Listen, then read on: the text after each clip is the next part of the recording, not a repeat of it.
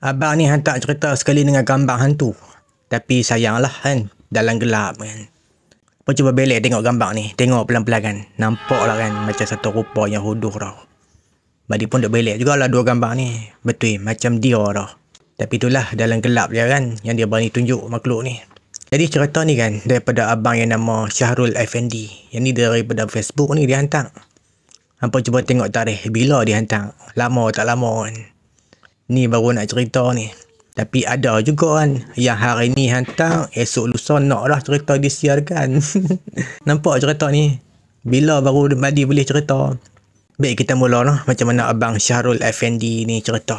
Madi sebut abang Syah noh, abang Syah kan. Dia ni tinggal di Alma, Bukit Mentajam. Ini masa tu baru-baru kahwin, dia duduk di satu kawasan tanah belah bini dia kan. Dia duduk rumah ni, satu rumah. Lepas tu rumah mak mertua dia pun dekat-dekat situ. Pak Melaka, adik beradik lain semua dekat-dekat. Dia dekat Bukit Mentajam di Alma lah. Jadi masa tu Fendi ni, masa baru-baru kahwin ni kan, dia ni bekerja kedai makan dah. Memang betul memang dia tengok gambar dekat Facebook, memang dia kerja kedai makan. Dia ni tukang masak lah kedai makan. Jadi kedai makan ni biasalah beroperasi sampai malam lewat apa kan. Jadi time dia balik kerja 2 pagi 3 pagi macam tu lah. Jadi benda mula terjadi dekat Fendi ni. Mula-mula jadi memang takut benda ni. Tapi lama-lama dia lali jugalah. Jadi apa dah? Malam tu pukul 3 lebih dia balik pada kedai tempat dia kerja. Dia nak masuk ke lorong nak pergi ke rumah lah. Nak halau ke rumah. Dia macam lorong lah kan. Mungkin dekat halaman ke macam tu lah lebih kurang kan.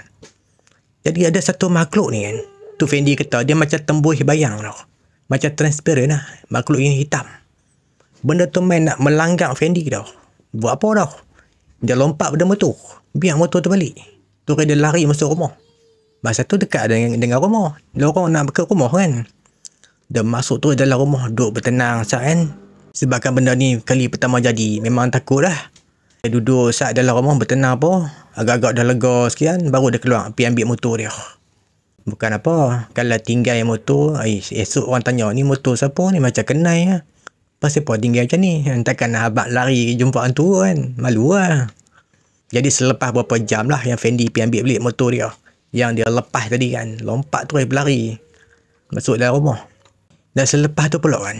Tak tahulah selepas berapa hari, berapa minggu kan. Tapi selepas tu lah. Selepas kes tu. Yang dia lompat pada motor ni. Makhluk tu berani tunjuk diri dia dah. Tu yang Fendi kata apa? Mata dia buta sebelah dah. Dia jalan dalam keadaan tempang. Lepas tu bongkok sikit. Tapi dia macam ni, tembus bayang. Transparent lah macam tu. Kalau benda tu main kaca dalam mimpi pula, lain pula cara dia. Dekat tangan dia akan pegang kayu ni hijau tau. Dalam mimpi kan, yang Syah ni dia akan berlari. Pergi merata lah dalam mimpi kan. Makhluk tu tetap ada tau. Dia lari lah ke mana pun, ada juga makhluk tu. Tu dalam mimpi lah. Dalam mimpi ni okey lagi kan. Tapi yang nampak di luar ni, yang tu yang seram tu. Sampailah satu tahap tu yang Syah ni. Dia mimpi bertumbuk dengan makhluk tu. Dia ni bertumbuk betul. Masa tu tengah tidur lah dia dengan bini dia. Apa lagi macam bergusti atas kaki kan. Lompat tendang bertumbuk apa kan. Bini dia terkejut tau. Bini dia terkejut. Terus pergi petik lampu. Petik lampu menyala yang lampu bilik kan. Nampak dia ni. Kepala kaki tau. Makhluk tu. Itulah ciri-ciri yang macam mana Madi beritahu tadi kan. Atau buta sebelah, bongkok, dia tempang sikit. Jadi lepas tu kan, yang Syah ni, dia pun orang kata selidik jugalah kan. Tanya bini dia sembang-sembang apa semua. Dengan Pak Menakan, dengan Pak Mentua dia apa kan. Dia buat kajian sikit lah kan. Geram jugalah. Kenapa aku seorang dia kacau? Kenapa tak kacau orang lain? Rupa-rupanya daripada nenek bini dia. Sebab nenek bini dia ni tukang urut. Dia ni bidan, duk berubat orang. Kira nenek bini ni, biasa offer dekat bini Syah tau. Nak ajak lah kan ilmu-ilmu berubat ni. Dia kata nanti senang dapat duit. Tapi bini Syah ni tanya Syah dulu. Tapi Syah tak bagi lah. Sebab Syah tahu dah. Yang nenek bini ni buat benda tak betul. Sebab dia selalu ada buat satu upacara jamuan dah. Yang Syah ingat beretih jagung dah. Lepas tu adalah barang-barang lain lagi. Yang Syah ni tak pilih belek dekat-dekat. Barang apa kan. Tapi memang banyak barang. Macam satu upacara menjamu benda tu. Bila tanya nenek kan, nenek bini, dia kata yang ni untuk nenek moyang. Tu dia punya alasan lah kan. Dia lapik lah alasan tu. Kata untuk nenek moyang. Padahal yang belaan dia punya lah. Jadi bini Syah ni tak jadilah belajar ilmu daripada nenek dia kan. Sebab Syah tak bagi kan. Jadi Syah dia kerap diganggu daripada seorang penakut tu jadi berani lah. Sampai dah jadi lali kan. Dia tak mau takut dengan benda tu. Dalam 5-6 tahun lepas. 5-6 tahun lepas dia masukkan daripada hari yang Syah hantar cerita ni lah kan. Nenek bini ni, dia pergi berjalan rumah adik dia kot. Adik ke rumah kak macam tu lah lebih kurang kan. Dekat belah Sik Kedah.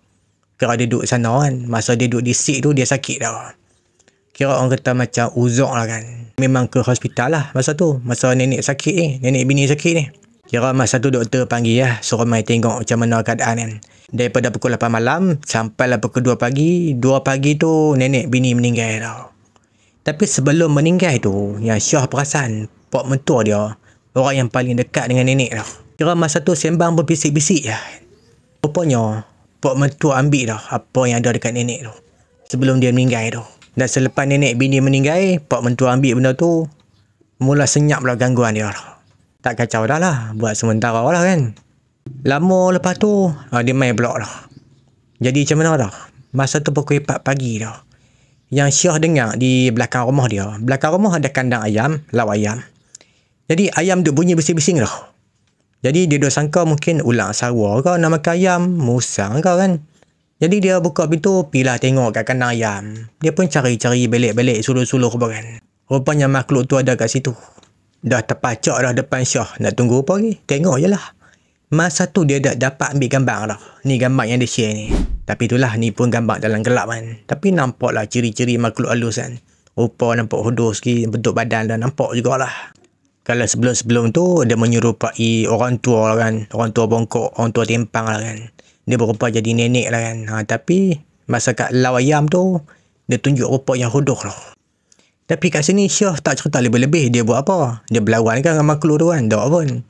Cuma dia cerita dia sempat ambil gambar lah masa tu kan. Lepas tu masuk rumah kan. Tunggu pagi. Buat apa nak tengok lama-lama kan. Jadi masa pun berlalu dah lama. Yang Syah beritahu raya haji tahun lepas. Bukan daripada tahun lepas. Kira daripada hari ni bukan. Daripada cerita dia hantar kot. Dia kata pak mentua dia meninggal dah. Tapi Syah dah tak kenal dah gangguan ni. Gangguan di luar lah kan. Nampak ke apa ke dah.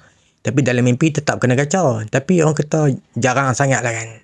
Dia main dalam mimpi. Sekali-sekala mimpi juga. Itulah apa yang Syah kata kan. Daripada dia ni seorang yang penakut. Bila ada terlalu banyak gangguan sangat kan. Sampai dia jadi orang yang berani dah. Lama noh tak cerita daripada Mastika. Tapi Madi lupa nak catat. Buku tu tahun bila dah. Sebab apa? Dalam cerita ni mengatakan 15 tahun yang lalu. 15 tahun yang lalu bukan daripada hari ni. Daripada cerita tu. Maknanya lama lah kan. Mungkin cerita ni 20 tahun lebih lah kan. Dia pasal apa tau? Dia ni seorang pakcik yang menggali kubur tau. Dekat situ nama dia Pak Dolah. Orang segamat kenal dengan nama Pak Lah Kubur tau. Jadi Pak Lah Kubur ni, dia bukan kerja yang tu je. Dia ada kerja lain lagi. Iaitu pengawal keselamatan. Dia kerja dekat satu jabatan agama lah. Kira kerja kedua dia, gali kubur kan. Dia ni orang lama lah kan yang gali kubur. Bukan satu tempat saja dia gali je. Kalau di tempat lain yang berdekatan kan, orang panggil dia pergi jugalah. Jadi dalam banyak-banyak pengalaman Pak Dolah ni satulah cerita yang dia tak boleh lupa. Ni lah yang nak cerita kat hampa ni kan. Benda ni kena dekat anak dia dah. Memang ralat lah. Memang salah Pak Dolah kan. Jadi dalam cerita ni yang dia tulis nama anak Pak Dolah iaitu anak sulung, anak perempuan. Nama dia Haryanti dah. Ada lagi, Haryanti ni ada lagi adik-adik lagi. Lepas semua 6 beradik dah. Jadi, nak jadi cerita lah kan. Satu hari tu kan. Ada seorang lelaki ni, dia main rumah Pak Dolah dah. Dia nak sembang pasal ni lah. Suruh gali kubur pun kan. Lelaki tu main dalam keadaan sedih-sedih juga kan. Dia kata saudara perempuan dia meninggal. Mungkin adik dia kot meninggal kan. Jadi bincang dengan Pak Dolah kan. Nak suruh Pak Dolah siapkan satu kubur lah. Dia minta ni, suruh gali kubur dekat ni lah. Apa lubuk batu ni. Tanah perkuburan lubuk batu kan. Sebab apa adik-beradik sepakat nak kebumikan apa saudara perempuan dekat situ. Sebab senang nak ziarah. Lagipun dia dekat dengan jalan. Lepas tu orang kata macam nak ambil berkat jugalah. Sebab ada makam orang besar kat situ. Jadi pemuda lelaki tu kata sebelum maghrib dia nak kebumikan saudara perempuan dia kan. Jadi $4 ni dia pun insyaAllah kan kata dekat pemuda tu nanti semua dia sediakan. Kira benda ni lelaki tu suruh $4 uruskan semua. Gali kubur, siapkan pondok untuk talqin apa kan. Jadi daripada bincang-bincang kan, mungkin dah bagi ikut kan apa saiz dia kan, panjang mana. Jadi lelaki tu balik dah. Jadi $4 pun pelan-pelan lah buat persiapan apa kan. Nak pergi ni tanah perkuburan Lubuk Batu ni. Dia pun ronda dulu, jalan nak cari tempat kan. Bukan apa, yang $4 cerita ni. Pasal apa, kalau tersalah korek, takut jumpa tulang, jumpa terkorok apa kan. Lepas tu nak kena korek lain lagi kan. Jadi orang dah ada pengalaman kan, kawasan tu memang area dia kan. Dia lebih tahu kan nak cari tempat yang sesuai. Jadi berbekalkan cangkul dia kan, ronda, jumpa lah satu tempat kan. Ukur apa, dia mula gali. Sampailah dah siap semua. Dalam cerita dia tak sebut orang lain pun. Mungkin dia gali seorang kan. Sampai kan dia letak tu kemah ke pondok macam tu lah untuk orang nak baca talqin apa kan. Kat situ nak jadi cerita kan. Pukul 4 lebih lah yang $4 apa siapkan kubur kan. Yang kata nak kebumikan jenazah sebelum maghrib kan. Ada lagi masa tu. Petang tu laki yang apa minta apa $4 siapkan kubur ni. Dia mai jumpa pula $4 dah. Dia kata apa dekat $4? Tak jadi nak kebumikan sebelum maghrib. Tapi dia pun nak kebumikan apa arwah tu nanti apa esok pagi dah. Jadi $4 pun tak kata apa kan. Takkan $4 sendiri ni pergi ambil jenazah pergi tanam kan. Tapi lelaki tu ada bagi tahu lah, ada sebab-sebab tertentu lah. Mungkin ada adik-beradik jauh yang tak main lagi ke, nak tengok kan. Mungkin macam tu lah. Jadi $4 aku je lah apa yang lelaki tu kata kan. Jadi masa tu lelaki tu dah balik dah kan. $4 teringat petua orang tua dah. Kubur kalau dah korek, tak boleh dibiarkan macam tu lama dah. Benda ni biasa terjadi tau. Tapi biasanya, walaupun lambat kebumikan di hari yang sama. Kalau macam kes ni kan, esok pagi. Jadi ada satu malam, kubur tu dibiarkan kosong kan. Kalau yang pernah terjadi, mungkin dah ada korek tengah hari. Janji nak kebumikan pukul 2, pukul 3 ke, tak jadi tau. Lepas tu mungkin lewat sikit petang ke apa kan. Tapi ni esok pagi tau. Dia mengambil masa yang panjang tau. Kubur tu kosong. Jadi $4 teringat dah petua orang tua. Tak boleh biar kosong ni kubur ni. Buat apa tau? Dia pergi cari buah nyok sebiji. Lepas tu batang kayu lebih kurang yang besar paha kan. Nak ganti dah. Buat sementara lah. Buah nyok tu ibarat macam apa ni kepala. Batang kayu tu serupa badan lah. Dia pergi letak ganti sementara. Sementara esok baru nak kebumikan jenazah tu kan. Dah kata sebelum maghrib tak jadi. Jadi $4 pun buat lah macam tu. Buah nyok dengan batang kayu. Dia pun balik ke rumah apa. Tak cerita apa dekat ahli keluarga dia. Bagi dia macam satu hari kecil kan. Tak payah nak kerja-kerja pun. $4 di rumah dia buat senyap lah hari ni. Jadi masa pun dah berlalu, dah malam apa semua kan. Malam tu kan, yang anak sulung $4 yang nama Haryanti ni kan. Dia ni tidur dalam bilik. Ada mereka semua 6 orang tidur dalam bilik. Yang $4 dengan bini dia bilik lain lah kan. Jadi malam tu, apa jadi dekat Haryanti ni kan. Dia jadi terkejut dah tengah malam. Benda ni tengah malam ni, dia terkejut dah. Dia bangun duduk dah. Jadi dalam gelap ni, Haryanti nampak ada satu sosok dah. Kira sosok yang Haryanti nampak ni, dia berjubah putih dah. Tapi nanti dulu, berjubah putih belum tentu baik kan. Jadi sosok berjubah putih tu, duk menatap muka Haryanti ni dengan muka bengih, muka marah dah. Jadi Haryanti ni jadi takut dah. Sampai berpeluh-peluh ni, dia punya takut dekat orang tua tu. Dekat situ, lelaki jubah putih tu, dia bersuara tau dekat Haryanti. Makhluk tu salahkan $4 lah. Sebab apa? Ceroboh kawasan dia. Kawasan makhluk tu. Kira sebagai balasan, makhluk tu nak ambil Haryanti ni, nak seret, bawa pergi ke kubur. Sebagai ganti dah. Kira nak ganti jenazah lah, sebab jenazah tak jadi ditanam. Jadi benda ni bukan mimpi dah. Memang Haryanti ni, diseret betul dengan lembaga tu. Kira orang kata masa tu Haryanti ni berentap dah dengan lembaga tu. Memang Haryanti ada menjerit dah. Tapi seorang pun tak dengar. Mungkin benda tu tutup pendengaran adik-beradik lain kot. Itu yang buat tak dengar kan. Memang dia menjerit dah. Makhluk jubah putih tu seret Haryanti. Sampai keluar daripada bilik dah. Sampai ke ruang tamu dah pun. Jadi masa detik-detik cemas tu kan. Masa kena seret tu. Apa yang Haryanti ingat. Nak baca ayat kursi dah. Dia mula-mula dia boleh baca dalam hati tu. Lepas tu baru keluar suara jugalah. Sampailah Haryanti ni dia boleh baca ayat kursi dengan kuat dah. Masa tu dah keluar dah dekat ruang tamu dah ni. Benda tu seret daripada dalam bilik lagi. Lepas Hayanti dapat baca ayat kursi dengan kuat kan, makhluk tu dia lepas Hayanti tau. Jadi bila lepas Hayanti ni, dia jadi takut tau. Nak bergerak pun tak boleh lah. Jadi lemah, lembek. Sampai berpeluh-peluh ni. Dia bertarung dengan makhluk tu tadi. Bukan apa, dia duduk apa, nak lepaskan diri kan. Kira masa tu Hayanti buat apa, sambil duduk ketak-ketak ni kan. Nak bangun berdiri tak boleh dah. Dia mengesok dah. Dia pergi bilik ayah dia, Pak Dolah. Jadi dia masuk bilik ayah dia sambil mengesok ni kan, dia pergi kat ayah dia.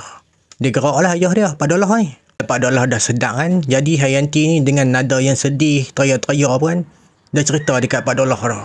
Lepas dengar cerita Hayanti, Pak Dolah ni dia mengucap panjang lah. Dia teringat dah kubur yang dia korek petang siang tadi. Lepas tu jenazah tak jadi ditanam dah. Dia dapat agak punca pada tu. Sebab dalam cerita Hayanti ni, pasal kubur yang Pak Dolah korek tu, tak jadi dikebumikan jenazah tu. Sejak pada tu lah, malam tu kan, siapa pun tak tidur. Tak lena dah. Tak tahulah, tak cerita pula lah kan. Tidur siang ke apa kan, tak sebut lah yang tu. Nanti dah siang kan, dah pagi apa. Jadi betul lah kan, dia bawa jenazah kebumikan. Dah pagi tu. Yang Pak Dolah cerita apa kan.